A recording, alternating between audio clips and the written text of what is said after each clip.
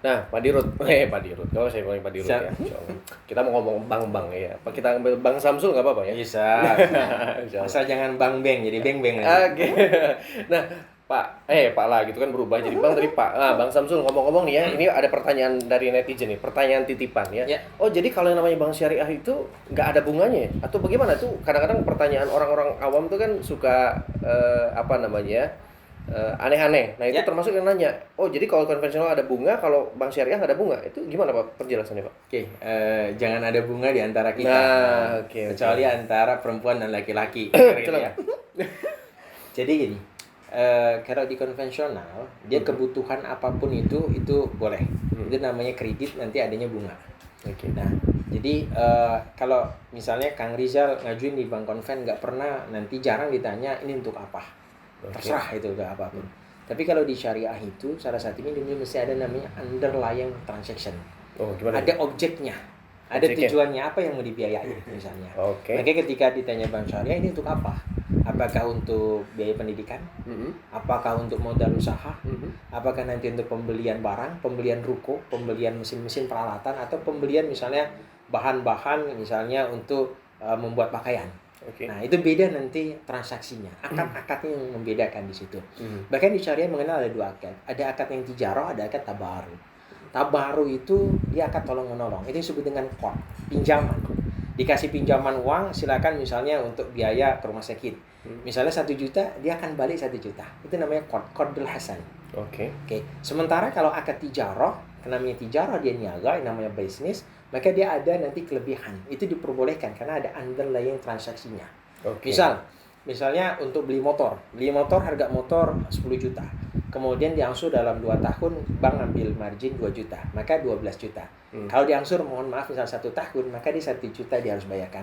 Sama dong bang, sama kok dengan bunga. Beda.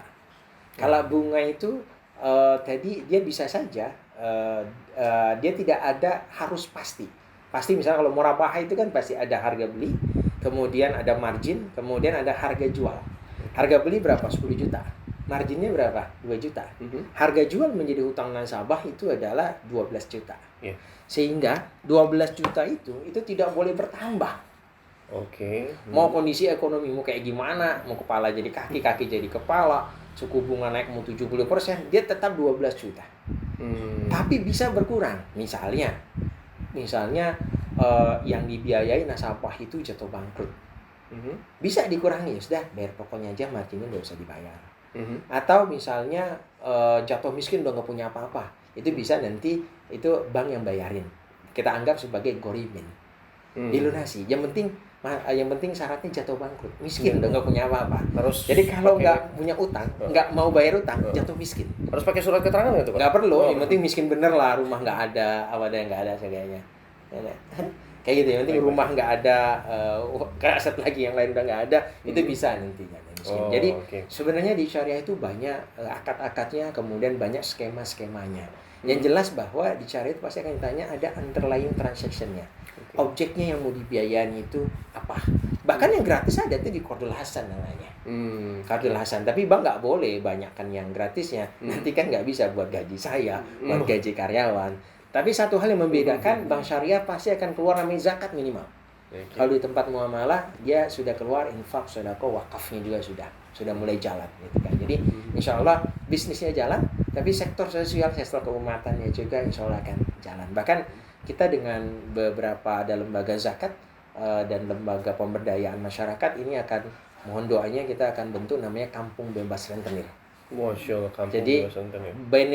Profit nggak ada buat muamalah, justru muamalah ngeluarin expand dana bergulir di situ. Nggak perlu dibalikin, tetapi dana itu kita berharap benefitnya makin besar. Orang jadi yang penerima manfaatnya makin besar, dananya utuh, tetapi dia nggak perlu bayar margin karena qardul hasan sifatnya, dan itu menjadi dana si pengelola, bukan dana bank. Jadi insya Allah mohon doanya, mudah-mudahan kalau size-nya dia makin besar, makin banyak juga yang UMKM yang nanti bankable, mungkin perlu intervensi modal, perlu tambahan modal bisa kita, UMKM yang mungkin nggak bankable, nah kita pakai mekanisme lain. Salah satunya tadi kampung bebas rentenir itu. Oke. Insya Allah banyak jurus-jurusnya lah. Karena saya banyak jurusannya juga. Iya. Dari jurusan teknologi pangan masuk ke jurusan ekonomi. Iya. Jadi banyak jurus-jurusnya. Banyak bisanya berarti Pak ya. Bisa ngelesnya ini. Bisa ngeles ya. Iya menarik nih. Tadi bankable Pak. Saya sempat dengar ada istilah namanya apa? Not bankable, not visible gitu ya. Sehingga katanya orang baru mulai usaha. Sempat ada komentar gini Pak dari netizen. Saya kan butuh tambahan modal. Betul. Terus mau minta bantuan pihak perbankan. Terus katanya dibilang usahanya harus jalan dulu katanya. Betul. Sementara saya mulai aja belum. Gitu. Ini suruh jalan dulu. Lah kalau udah jalan ngapain juga minta modal katanya gitu Pak. Gimana Pak komentarnya Pak? Kalau secara ilmu manajemen risiko, usaha yang belum berjalan maka resikonya itu sangat tinggi. Oke. Itu dihindari memang oleh pihak-pihak perbankan. Tapi kalau di muamalah misalnya, Kang Rizal kerja sudah punya sumber penghasilan, kemudian mau usaha nih kan sumber penghasilan udah ada. Iya. Nah, dari nanti kita analisa sumber penghasilan yang ada di muamalah bisa kayak gitu. Yang penting ada sumber penghasilan yang sudah ada. Kemudian kalau gitu kan tijarah juga hitung-hitungan karena bisnis iya. Bahkan kita pernah waktu itu kasih sangat lunak sekali. Waktu kur belum ada kita sudah lakukan itu di tahun 2009 itu ke petani-petani yang ada di daerah Kesemen. Kita kasih margin kurang lebih 0,5% per bulan. Cuma 6% per tahun saat itu. Kita kasih, kemudian jaminannya nggak ada, kemudian tetap kita berikan. Nggak bankable tapi kita berikan. Kurang lebih kita gelontorkan 150 juta. Alhamdulillahnya itu sampai tahun 2019 belum selesai. Dari tahun 2009. Alhamdulillahnya. Jadi kredit macet. Ya. Artinya apa? Artinya orang-orang yang memang nggak bankable, orang-orang yang memang secara ekonomi terbatas atau miskin, fakir miskin, itu masalahnya kadang-kadang bukan di modal, kadang bukan di uang modalnya, tapi di mentality, di mindsetnya dia, di mentalitinya. Jadi ketika ada uang dipakai untuk keramayana, ketika ada uang dipakai untuk beli baju ke pasar Raub. Jadi tidak untuk menjadikan uang itu menjadi kapitalisasi aset dia, usaha dia supaya makin besar. Nah ini masalahnya di situ Kang Rizal. Jadi masalah menurut saya untuk memperbaiki ekonomi umat bukan cuma masalah sederhananya kasih modal selesai enggak. Banyak ada kawan saya waktu itu di lembaga lain konsepnya pemberdayaan lewat peternakan. Kasihlah kambing. Habis itu sebulan 2 bulan nggak dari kambingnya kemana? Dia bilang hilang. Singkat cerita diverifikasi dijual. Jadi mentality akhirnya. Sebelum dikasih modal maka yang pertama harus dibenahi adalah mindset mentalitinya. Oke, mindset mentalitinya. Itu harus dirubah. Kalau enggak susah. Jadi jangan sampai sudah miskin harta tapi miskin mentalitas, miskin mimpi, miskin mindset dan sebagainya. Susah, dia nggak akan pernah maju. Tapi kalau dia miskin harta tapi secara mentalitas dia bagus, gigih orangnya, saya yakin dengan ada intervensi modal dia bisa jadi itu barang, bisa jadi lebih sukses. Amin, Masya Allah ya. Nah ini perlu kita dukung nih gerakan seperti ini, apalagi mungkin Bapak juga aktif di masyarakat ekonomi syariah ya, Masya Allah. Mudah-mudahan ini akan jadi wasilah buat banyak teman-teman UKM terutama yang membutuhkan akses kerjasama permodalan. Amin. Ya. Amin. Nah Pak, ini sempat ada viral Pak beberapa waktu yang lalu. Di konten YouTube salah satu YouTuber ya menghadirkan salah satu tokoh publik yang mengatakan bahwasannya dia dizolimi gitu oleh bank syariah. Sadis. Saya nggak tahu, sadis lah gitu. Jadi sampai katanya diperas apa segala macam. Nah itu lebih jahat dari rentenir. Ya itu mungkin Bapak juga dengar nih kabar seperti ini Pak. Nah itu bagaimana Pak? Apa cuma oknum atau memang seperti apa Pak menurut pandangan Samsul? Saya mengikuti itu kalau tidak salah sama seperti podcast ini ya, dari podcast gitu ya, cuma podcast sebelah gitu ya. Jadi bilang bahwa sadis, kemudian lebih jahat, intinya gitulah dari dan sebagainya. Yang bilang seperti itu adalah pembisnis pengusaha nasional. Dia bilang seperti itu karena akad dengan salah satu bank syariah itu terjadi sebelum dia akuisisi perusahaan itu. Sehingga pada saat terjadinya akadnya tentang apa, kesepakatannya tentang apa, itu tidak secara detail karena tidak mengalami pada saat proses akad dengan salah satu bank syariah. Sebenarnya bukan salah satu bank syariah, ini karena sindikasi ya, beberapa bank syariah. Jadi case-nya kalau tidak salah saya tangkap, dia melunasi di awal, gitu ya kira-kira ya. Tapi kok kenapa dilunasi di awal, dia harus bayar semuanya, gitu ya, harus bayar semuanya. Nah, Kalau di konven kan cukup nanti dia bayar penaltinya saja, tapi kan harus bayar semuanya. Ternyata ketika coba saya pelajari lagi, akad yang terjadi kalau tidak salah adalah akadnya murabahah. Murabahah itu jual beli. Yang menjadi hutang nasabah itu bukan harga beli. Yang menjadi hutang nasabah adalah margin plus harga pokok. Harga jual itu menjadi hutang.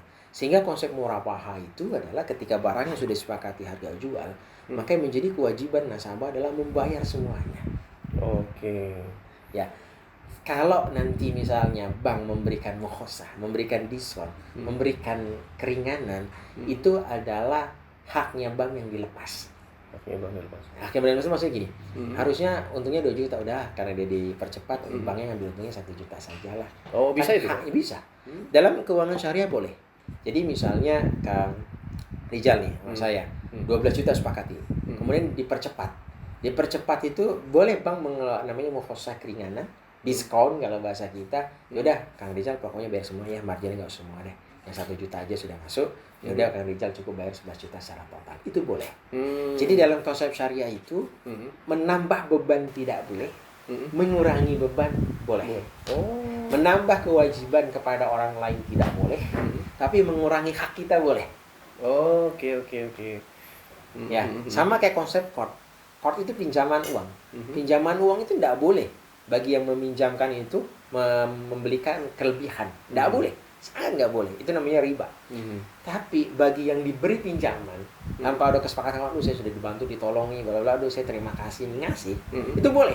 Oh, ya. Tanpa diperjanjikan, itu boleh. Jadi intinya kalau dalam konsep menurut saya secara syariah itu bagaimana dengan counterparty atau pihak rekanan kita memberikan yang terbaik. Gitu ya. Memberikan yang terbaik. Kalau kata Rasul, kita dikasih kebaikan, kalau bisa kita kebaikan 1, kalau bisa kita balas kebaikan 1 juga. Minimal. Kalau bisa 1,5, 1,2, kira-kira gitu ya. Dan konsep terima kasih kan kayak gitu.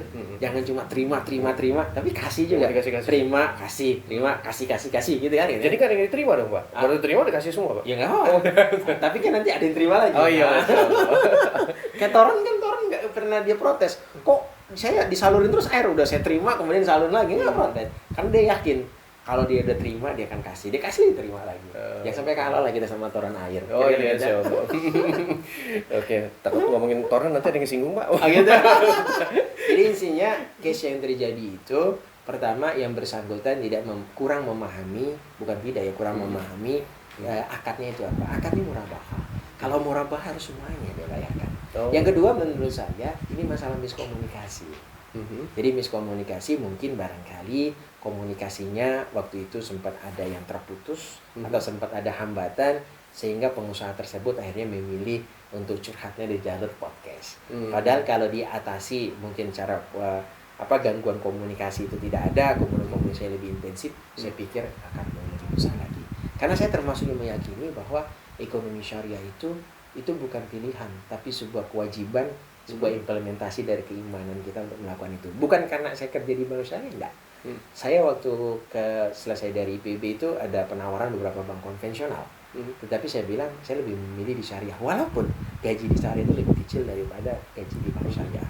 Tapi bagi kami konvensional, maaf, karena bagi saya waktu itu ini pilihan. Harta yang saya makan, harta nanti yang saya nafkahi pada keluarga, saya mesti memastikan harta itu sumbernya yang halal, bukan yang subhat apalagi yang sudah haram, kira-kira gitu kan. Iya. Oke, kalau terkait Pak Samsul, Bang Samsul, pinjol, ini kan lagi rame tuh. Jadi benjol-benjol. Pinjam terus benjol. Nah, itu bagaimana Pak komentar Bapak nih memperhatikan kasus yang sedang terjadi marak nih pinjol, Pak? Oke, saya termasuk orang yang tidak mengharamkan hutang. Ada orang jangan hutang lah, hutang itu haram. Gitu kan. Sekarang saya tanya, Rasulullah mengharamkan hutang nggak? Bahkan Rasul pun pernah kalau tidak salah berhutang pada orang Yahudi. Ya, pernah. Secara muamalah, artinya Rasulullah yang nggak haramkan, jangan kita haramkan. Okay. Saya bukan ekstrim yang kanan, saya anggap itu ekstrim kanan, mengharamkan hutang. Dan saya bukan yang ekstrim kiri. Ekstrim kiri itu, apa-apa dia hutang. Tukang hutang, Pak? Bahkan ngisi pulsa juga hutang, misal gitu ya. HP misalnya ngutang, tapi nggak apa-apa ya kalau buat anak-anak muda gitu ya. Paling nggak kalau mau ketemu mertua gitu kan, gaya-gaya dikit lah HP-nya baru. Oh iya. Jadi kenapa saya bilang saya bukan orang yang mengharamkan hutang. Kang Rizal, saya termasuk orang yang bisa nikah itu dengan biaya ngutang juga. Tapi udah lunas kan Pak ya? Udah lama. Saya dengan bangganya bilang ke istri saya bilang gini, saya punya niat, punya azam, punya niat yang kuat. Orang tua saya cukup membiayai saya sampai kuliah. Walaupun saat itu selain dari orang tua, saya jualan nggak kok. Jualan apa aja? Jualan susu, jualan buah, jualan gembolan tas motor tuh. Pokoknya jualan sayur juga, ngampar gitu. Kemudian dapat beasiswa. Saya bilang setelah saya selesai kuliah, saya akan membiayai diri saya sendiri. Nah, syukur-syukur saya bisa bantu orang tua, gitu kan. Yang kedua termasuk kalau saya nikah. Sehingga saya bilang ke istri saya, jarang loh orang yang nikah itu, gitu kan, biaya diri sendiri.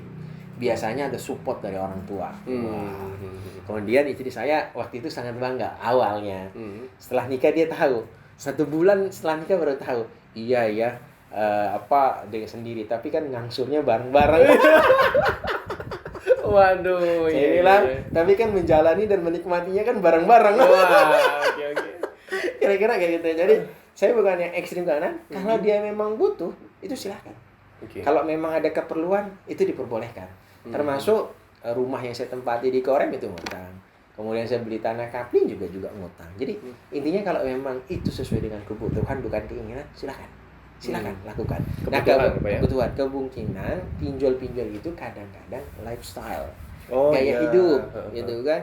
Jadi kadang-kadang besar pasak daripada tiangnya. Tapi kalau untuk kebutuhan, kemudian yang jelas, kemudian sumber penghasilan kita juga bisa nutup, itu silakan karena nggak diharamkan. Nah, yang diharamkan nanti kalau memang pinjaman online itu berdasarkan bukan syariah, tetapi misalnya konvensional, akhirnya kena riba lagi. Ada orang bilang bahwa ini sama saja rentenir yang kalau itu kan rentenir digital gitu ya. Rentenir modern gitu kan, rentenir modern. Bahkan sampai misalnya di kontak-kontak person siapa diintimidasi. Bahkan sampai ada yang bunuh diri, Pak. Betul. Mungkin nggak nyaman dengan. Nggak nyaman, karena emang awalnya dari tadi. Jadi ngutang itu karena keinginan. Teman saya ganti HP lagi ya. Enak banget ya kalau saya nggak ganti HP. Gaya hidup akhirnya. Kalau selama waktu itu saya ganti HP itu karena HP yang pertama jatuh, layarnya sudah pecah. Baru ganti HP. Jadi karena kebutuhan saja, bukan karena keinginan. Karena keinginan itu nggak ada batasnya, Kang Rizal. Nggak ada titik finishnya. Betul. HP misalnya, saya mau ganti HP yang terbaru, besok juga udah keluar lagi yang terbaru. Nah, iya.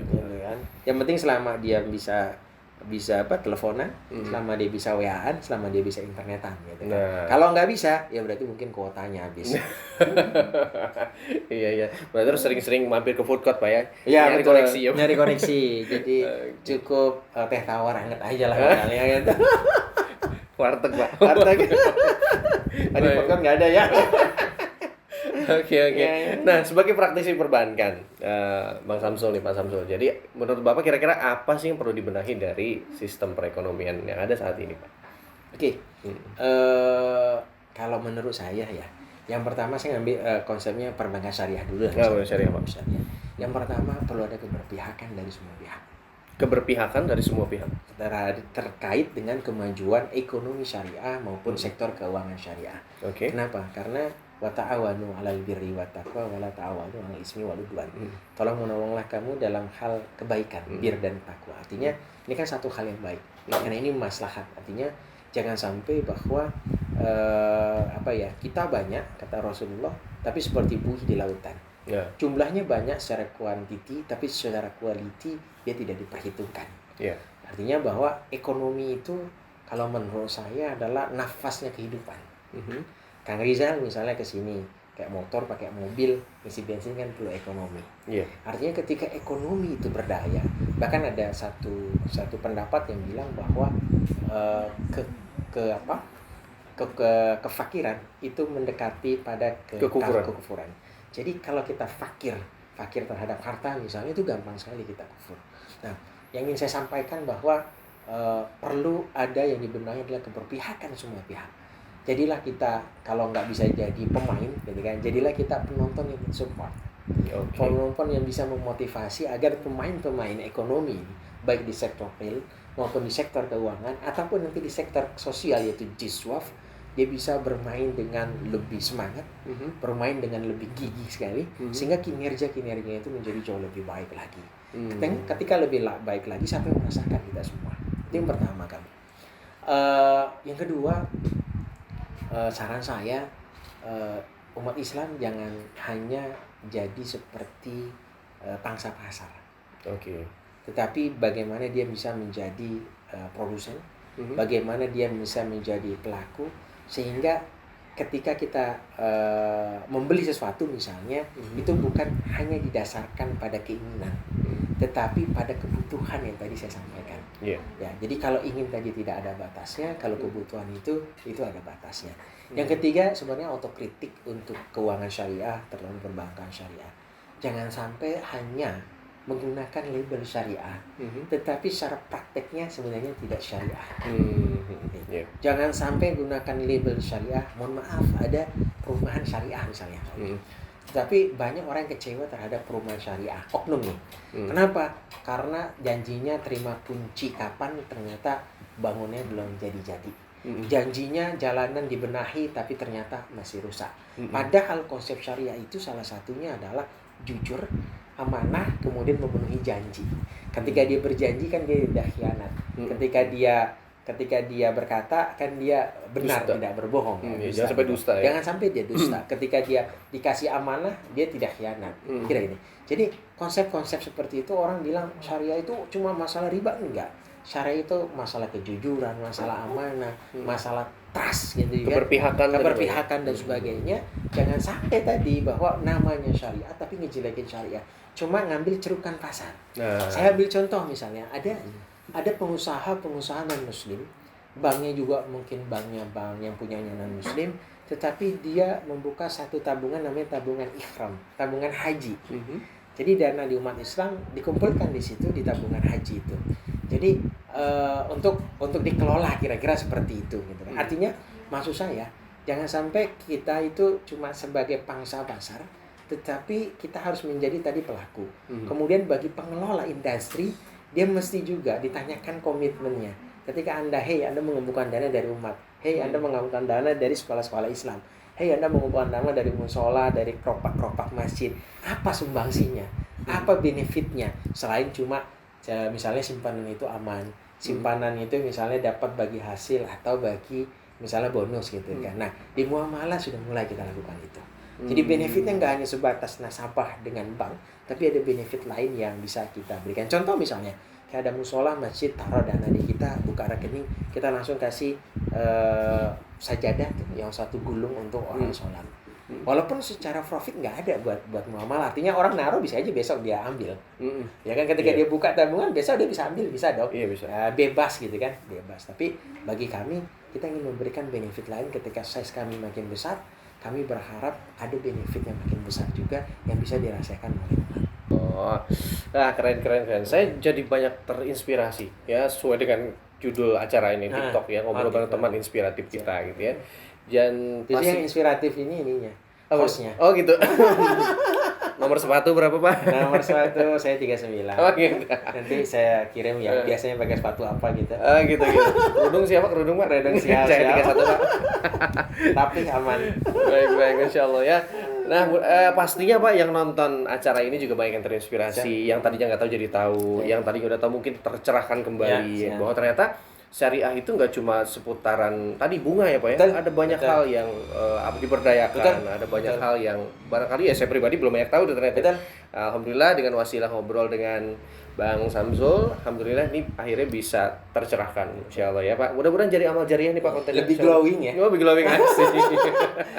Oke, nah ya. Pengetahuannya lebih glowing ya. Lebih glowing pastilah gitu. Kalau wajah udah glowing ya pengetahuan harus glowing juga Pak. Malu sama muka. Siap. Kalau saya nggak harus glowing. Oh gitu. Mukanya udah kayak gini. Bisa tutupin masker Pak. Bisa. Siap insyaallah. Oke, Pak Samsul terima kasih banyak sudah berbagi di CSM TV dan mudah-mudahan Bapak selalu diberikan kesehatan dan diberikan kelancaran dan kemudahan segala urusan Pak di aktivitas sekarang. Jadi ada sebuah quote mengatakan dakwah itu nggak harus ceramah gitu ya, bahwa kita berikhtiar di jalan profesi kita juga selama diniatkan buat Allah sebenarnya itu juga menjadi jalan dakwah. Insyaallah. Barakallahu fikum Pak. Salam buat tim Bang muamalah. Mudah-mudahan Allah senantiasa berikan kesehatan dan kelancaran juga. Amin, amin, amin. Dan amin. nanti kalau kita undang lagi boleh apa ya? Ngobrol lebih Siap, panjang lagi. siap. Karena akan banyak hal yang bisa digali dari obrolan siap kita hari ini. 24 jam. Oh, siap. Nah, 24 kalau jam. nggak tidur. Itu nanti tim panitia ngubungin. Siap. Mudah-mudahan CSM TV-nya juga makin jaya, makin Amin. sukses, Amin. makin berkah gitu kan. Mudah-mudahan bisa menyaingi podcast sebelah. Gitu. Wih, di sebelah yang mana, Pak? Karena saya dengar baru 2 minggu ini sudah ribuan ya subscribernya. Alhamdulillah. Mudah-mudahan bisa ratusan ribu. Amin. Kemudian habis itu jutaan. Betul. Sama seperti kata filsuf orang Cina tadi, ribuan mil perjalanan itu selalu dimulai dengan langkah pertama. Langkah pertama. Nah, dengerin. Jangan lupa like, comment, share, dan subscribe. Aktifkan tombol lonceng supaya teman-teman mendapatkan informasi terupdate dari CSM TV ya. Channelnya apa? CSM TV. CSM TV. Programnya TikTok ya. Siap. Ngobrol bareng teman inspiratif kita. Siap. Baik, terima kasih banyak. Sama-sama, Kang. Salam buat keluarga. Sama-sama. Sampai ketemu di Siap. konten kami berikutnya. Siap. Dan jangan lupa follow Pak. Instagram atau gimana? Ada barangkali? Ada, siap. Siapa Ada. mau disampaikan? Ada yang mungkin nanti dicantumkan Nanti, langsung siap, di siap. di tayangan mungkin ya. Siap. Baik teman-teman sekalian, itu saja yang bisa kami sampaikan. Mudah-mudahan bermanfaat. Saya Rizal Muhram undur diri dan Saya Samsul Hadi. Terima kasih. Assalamualaikum warahmatullahi wabarakatuh. Waalaikumsalam warahmatullahi wabarakatuh.